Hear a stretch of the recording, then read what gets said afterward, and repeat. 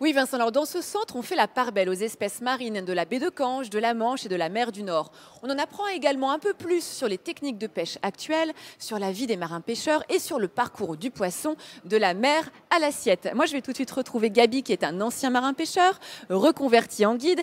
Gabi, nous sommes devant un bassin ici avec des espèces qui sont typiques de la région. Alors, quelles sont-elles? Ici, il y a du turbo, il y a de la raie, de la roussette, du bar. Alors, c'est des poissons qui sont pêchés par les marins pêcheurs étapois. On a un partenariat qui nous ramène les poissons gratuitement ici au centre Maréis. Ils resteront toute leur vie ici. On les nourrit de poissons morts, crevettes, moules, des coquilles tous les 2 jours. Eh bien, c'est une belle vie de poisson ici. Et puis en plus, ça plaît aux visiteurs. Qu'est-ce qui fait, Gabi, la réputation de la pêche étaploise? Alors ici, la pêche étapoise, on est quand même 200 marins pêcheurs avec une quarantaine de bateaux de pêche. On ramène 12 000 tonnes de poissons frais chaque année au port de Boulogne-sur-Mer.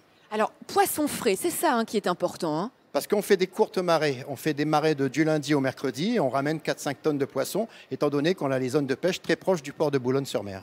Très bien, je comprends mieux. Alors ici, nous sommes dans la salle qui présente les différentes techniques de pêche que vous pratiquez ici à Étaples. Quelles sont-elles? Alors ici, il y a la pêche à la coquille Saint-Jacques, la pêche au chalut de fond pour pêcher toutes les espèces de poissons qui se trouvent au fond de la mer, Oui. poissons plats, poissons ronds, la drague, les casiers pour pêcher les crustacés et la pêche au trémail pour pêcher les sols, les plis.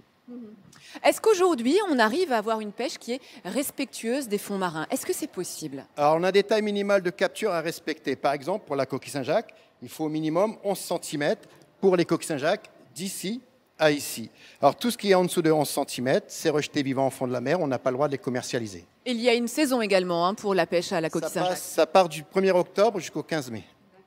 Alors, quand je vois ici le filet qui est tiré par les chaluts, j'imagine qu'il doit beaucoup racler les fonds marins. Comment fait-on pour, justement, encore une fois, respecter les fonds marins? Alors on a des tailles minimales de capture à respecter pour les poissons et la taille minimale du maillage du chalut de fond. Alors vous voyez ici, c'est la poche, le maillage qui est ici, ça représente la poche du chalut et ça permet aux petits poissons de passer au travers des mailles du filet pour les laisser grandir et se reproduire dans les années à venir pour encore qu'il y ait du poisson au fond de la mer pour nous. C'est votre patrimoine à vous, ça, Gabi. Exactement, oui. Merci beaucoup. Allez, on se retrouve tout de suite pour parler d'une autre espèce typique de la région, la roussette. Allez, à tout de suite. Oui, Vincent, alors les espèces de la faune marine sont présentées ici au centre dans des aquariums, mais également dans un bassin tactile comme celui-ci où l'on peut caresser des raies. Alors je retrouve tout de suite Hélène qui est soigneuse ici. Quel est l'intérêt, la vocation d'un bassin tactile comme celui-ci? Donc le bassin tactile à Maris a été créé pour sensibiliser le public au fait que ce sont des espèces commercialisées. Donc tout simplement, ça permet de les observer et de les voir en pleine eau. Autrement que dans son assiette, avec le risque de ne plus jamais en manger une fois qu'on les a caressées. Mais vous pensez que les raies aiment ce contact? Oui, elles adorent ça puisque lorsqu'un groupe scolaire arrive ici au bassin tactile, les raies remontent en surface pour se faire caresser, elles adorent ça.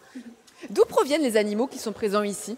Donc il y a une partie qui provient du milieu naturel et une bonne partie qui sont nées ici en captivité. Il faut savoir que nous avons un taux de reproduction très important de raies et de roussettes. Ah, ce pourquoi vous avez l'espace nursery qui est juste ici.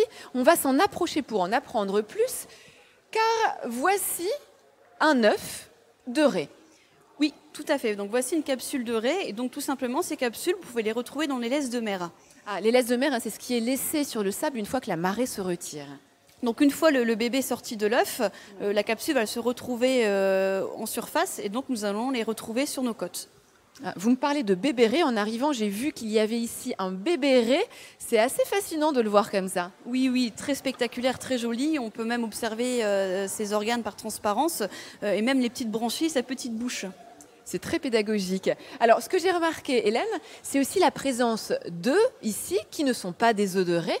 Mais de quelle espèce s'agit-il ? Il s'agit de la roussette. Donc, tout simplement, donc, en approchant, vous pouvez observer l'embryon se développer à l'intérieur de l'œuf. Vous pouvez même le voir bouger. Et donc, on peut le comparer à un œuf de poule dans le sens où l'embryon va se développer à l'intérieur.